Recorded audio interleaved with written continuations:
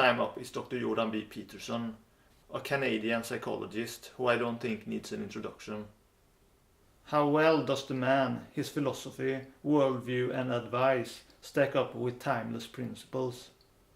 I figured I should put him on my list of subjects to evaluate, since he often delves into similar material as myself, such as psychology and religion, and for a while now he's been the center of a lot of attention. I'm now going to shine a light on Dr. Peterson from the objective perspective of timeless education. For those who have experiences with human types, we soon find that Jordan Peterson is what we call a Fadeev type, the open-minded, exploratory, creative and individualistic intellectual type. What is particularly striking about Peterson is how clearly his secondary components can be seen, namely the energy pattern of misericordia and meritum, which makes him less light or soft. Normally, the Fiducian pattern produces a lighter and more soft-hearted liberal type that avoids discomfort. But Peterson clearly does not shy away from discomfort or pain, or even conservative sentiments. In fact, the more I listen to him, the more he reminds me of P.D. Ouspensky, a Russian intellectual who was drawn to esoteric aspects of religion, went around lecturing, and had some unconventional ideas that kept oscillating between profound wisdom and self-suggestive quackery. Both very smart, and yet, perhaps due to an excessive willingness to remain open-minded and exploratory, also easily fooled by sometimes bizarre and magical ideas they had come across. A kind of I want to believe quality, similar to Fox Mulder from the X-Files. Too much trust in their own intuition over rational logic. They are somewhat escapistic, with a need for something more remote and miraculous than just the world as it is. For this reason, I'm not surprised that Peterson has been compared with Deepak Chopra, who is also a fiducian, although with a different energy configuration. But although there will often be some amount of quackery and too wild an imagination when a fiducian type is involved, they usually also have a lot of valuable and interesting information or knowledge that they've collected. As long as you yourself use rational judgment and is able to discriminate, you can pick out and make use of the good stuff while ignoring the bad or the questionable. So with that in mind, I will now go through some of Peterson's statements and concepts and evaluate them. This time I will make a slightly different approach by sorting the statements I've collected from him according to how they relate, positive or negative, with the 12 main paths, stages or attitudes to approach timeless wisdom. If Peterson had a more coherent and simplified summary of his perspective, I could have begun there. But since he claims to be still searching for answers to life in religion and refuses to be labeled, I simply have to do it this way to save time. But perhaps this is how it always should be done. I think that we should begin with the logos, which really is timelessness itself, the formula for all causality, non-dualism, the yin-yang principle, and so on. It is known by many names. Jordan Peterson mentions the word logos a lot, and also is clearly aware of the yin-yang principle. But there are some indications that he doesn't truly understand these principles or concepts. Namely, he defines the logos merely as truthful language, rather than the formula or even mathematics that it is. Now obviously, arithmetics or mathematics is intended as a precise, universal, truthful language. But I'm not sure that's what he's saying, because he keeps connecting it specifically with freedom of speech and the rights of the individual, so he never really gets to the heart of it. Instead, he literally says our job is to be the wise individual who can see and speak truthfully. Yes, but first that requires the right knowledge and self-knowledge. The individual, that's the secret to the world. And you're all individuals, and so you're all the secret to the world. And all you have to do to discover that is pick up your damn responsibility. It is clear that he links individualism with the logos, since he implies that both are the secret to the world. So instead of an objective formula or principle, he views the logos as your own truth, your own voice, and assumes that everyone's truth is fundamentally the same. I don't know how else to interpret him. But the individual is not the secret. The secret is timeless principles, the deeper self, and self-knowledge. The individual is not unimportant, but there are some holes in his message. He also believes that good and evil exists beyond ignorance, thus taking a dualistic position, which is actually negated by the logos and yin-yang. He says that people are both good and evil, but doesn't properly define evil. Basically, he doesn't teach surrender, that you cannot strive against reality, only work with it, and so his understanding of the logos, of God, and so forth, seems incomplete. You might argue that his teaching of bearing the burden of the world and enduring it is surrender framed in a different way, and I would agree, except true surrender is not a pessimistic view of life. Peterson has said his metaphysics is life is suffering, same as Buddha. But Peterson and Buddha views this phrase differently. For Peterson, it is a call to endurance. For Buddha, it is a call to self-examination and search for liberation. And that liberation is non-attachment, something Peterson doesn't teach. But we will get back to that. Finally, Jordan links his conception of truth, and thus the logos, with what he calls Darwinian truth that enables people to survive and thrive. This is another peripheral and indirect approach to truth, or the logos, that basically says truth and certain ideals makes people survive and thrive, thus they should be followed. But he still doesn't come closer in defining what the truth or logos actually is. It is the same as when he says we need religion in some form, yet when he is asked to define religion, he says that religion is what you act out. Again, coming back to individualism. It's all circular and vague. What is missing is an epistemology, how to know truth before you can say it. Deception and self-deception is the norm. People think they know what's true, or think things are malleable enough that it doesn't matter. But this is delusion. I suspect Peterson's message here is mainly as an antidote to a kind of cowardice. Not speaking up when you see something you disagree with, which has some wisdom, but it is not the inherent meaning of the logos. As far as goallessness goes, something that should be derived from the logos and make you now-centered, focused on presence, Peterson does recognize that reaching a goal is a fleeting satisfaction and won't solve anything. And yet most of the time he teaches people to pick goals for themselves, rather than to become now-centered and present. This is where his meritum energy makes itself known, since meritum is partial towards striving and hard work. He tells people they need to learn how to act, and emphasizes doing rather than being. He views depression as having no purpose or goal, and yet he understands that reaching a goal doesn't make you fulfilled, and so gets stuck in an attitude of ceaseless striving, the karmic wheel of samsara.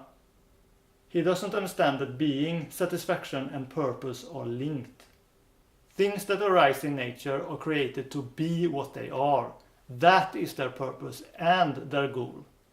And nature has made it so that being what we are leads to satisfaction. But we are not made by nature to get a 9-to-5 job, to have a career, or strive in an artificial or convoluted direction. Of the aims Peterson encourages, only things like family, friendships and hobbies or work you want to do are in line with nature. But a lot of the time these aims become harder when we're artificially forced to compete, produce for the market, or live in the context of some other cultural ideal. Starving, but with the opportunity to fish, hunt or farm your own land, is not equally being a slave like he claims. Being robbed of those opportunities because corporations and the rich have ownership of everything and wants you to work for them in specific and non-democratic ways, however, is being a slave. Peterson doesn't seem to see the distinction. Civilization and society should buffer you from starving in a spirit of cooperation, but that's not what it actually does. Instead, it exploits people in a spirit of intimidation, indifference and structural violence. And the idea that authentic self-expression will increase satisfaction seems lost on Peterson, or at least it's hardly emphasized. While he does not exactly want people to tyrannize themselves into doing things, it doesn't help when he puts pressure on people by saying they're at the bottom of the hierarchy and no woman wants them. Or if you don't have a family, a partner or kids by the time you are 40, you are one lonesome, isolated, miserable creature, and other demeaning things. Not to mention that people need to be educated enough so that they can handle raising kids, which is a huge responsibility and not easy. Divorce rates are high. He also encourages dominance and competence hierarchies, along with the tiresome Darwinian stereotype that women are seeking alpha males, so men need to impress them. First of all, most women are seeking community and satisfying intimacy more than status or social dominance in men. And secondly, even if women did have such high standards, then why not put equal pressure on women to change? Women are more malleable than men in general, and what social norms dictate, women will usually follow and even enforce to a greater degree than men, who tend to be more non-conventional and rebellious. And if social norms put a value on money, nice cars, social dominance, etc., then of course women will be looking for that, some more than others. Civilization and things like advertisement is just as much to blame for people's values as biology. And since Peterson loves religion so much, what religion encourages men to become socially dominant? Most religions encourages people not to be attached to worldly things, including the opposite sex. Also, women cannot sense unsuitable genes in men. That is delusion. Peterson thinks that archetypal images, such as the hero, are patterns for climbing the dominance hierarchy and attracting women. But the hero archetype represents finding back to your true self. Instead of projecting his own Darwinian view on religious traditions and spiritual concepts, he should listen more to well-known spiritual teachers or shamans or consult their books. He has admitted that he has difficulty listening to other people, and it shows. He is more of a talker than a listener. He says that you can't act in a world of value-free objects or have positive emotions without a goal, but you can, if you listen to and follow your own natural rhythm and interact creatively with your circumstances in a spirit of interest and value in all things and all experiences, free from attachments. And that is much more satisfying and giving than partiality and fixated striving. Next timeless truth is creational causality, the fact that we don't have free will, that we are at the mercy of accidents, our own genetics, and cause and effect. And our entire legal system is predicated on the idea that you do in fact have free will. Jordan Peterson takes free will for granted and definitely fails to understand the logos on this point. But not only logos and religious concepts such as an almighty creator force, but also modern science and philosophers.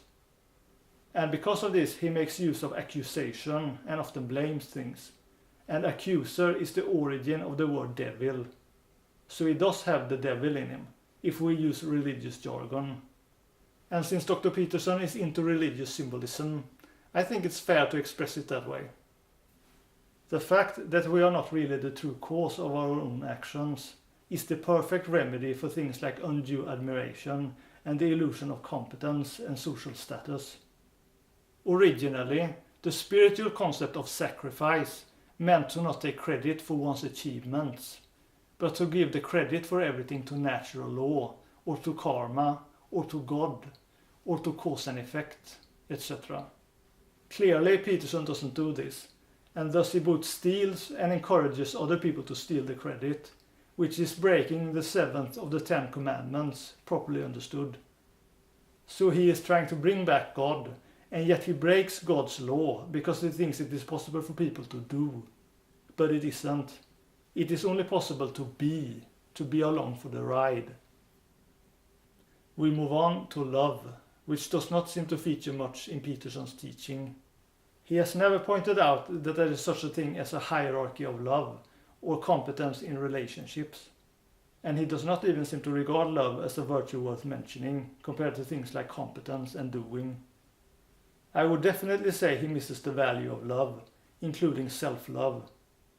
There is love for culture, for ideals, but not much love for the neighbor or for oneself, unless goals and ideals are followed and achieved.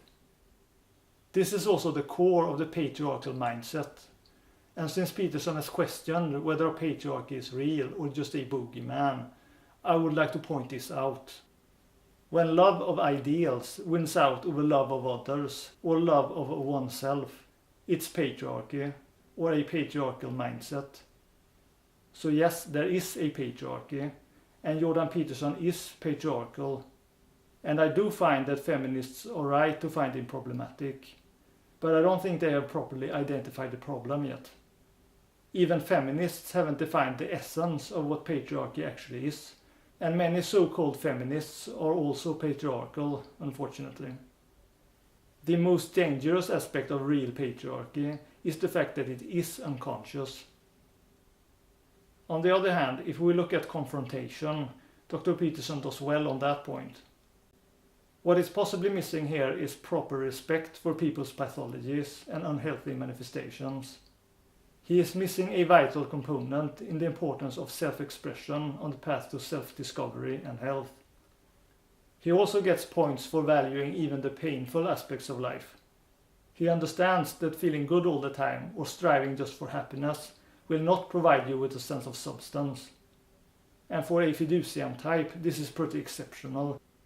But then again, he has support from his secondary energies, in particular misericordia, and that is why he can come across as tortured. Unfortunately, he once again loses points when it comes to educating people in self-forgiveness and self-acceptance. He has even said that he does not buy into the notion of being okay with who you are. He is all about striving.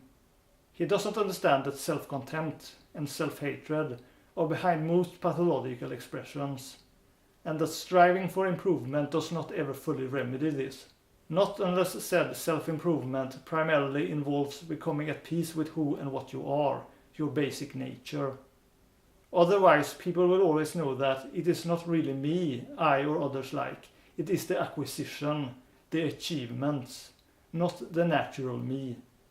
And this is a case of selling one's soul for glory, of losing one's life from trying to gain it.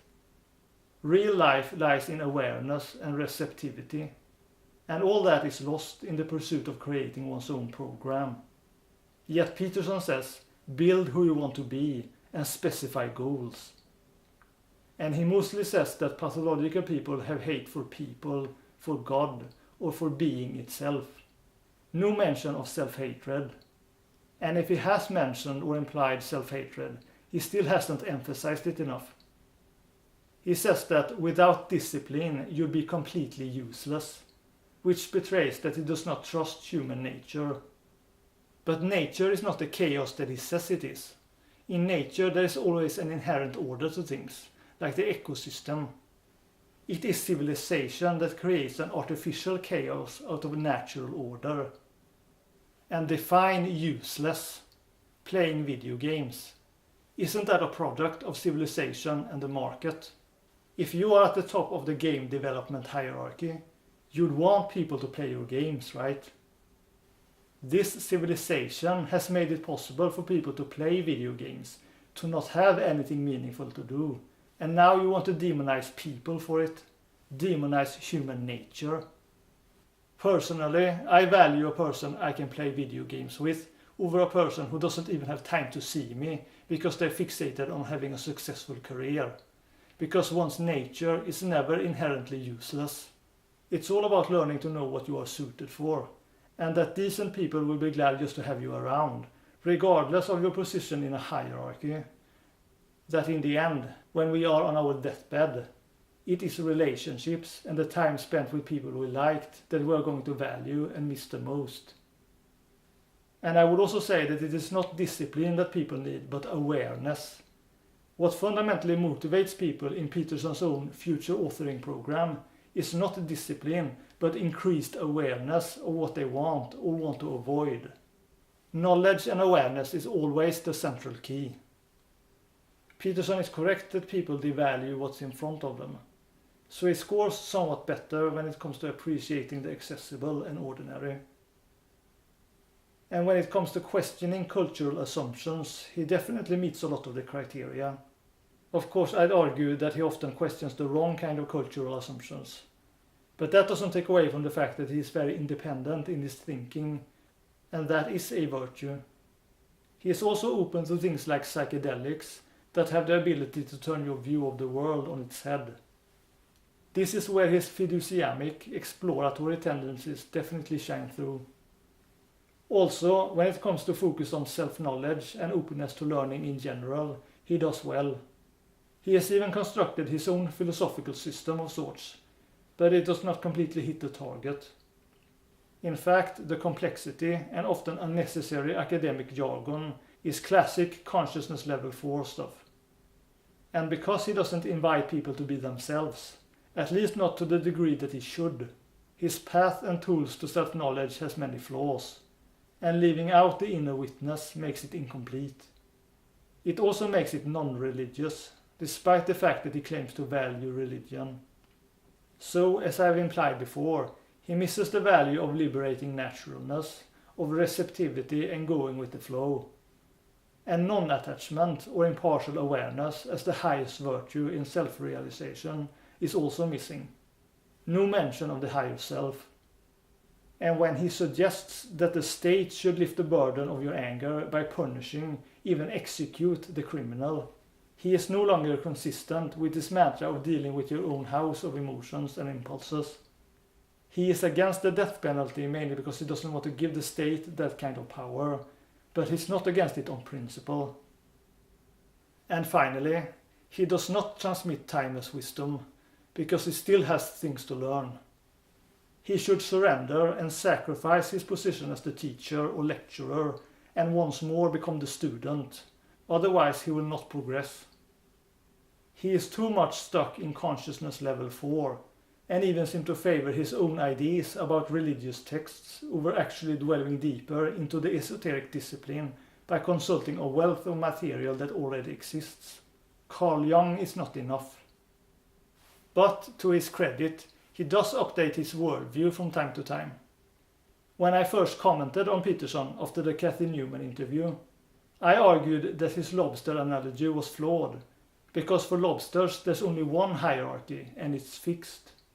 But for human beings, hierarchy is often changing due to what is valued in the time and culture.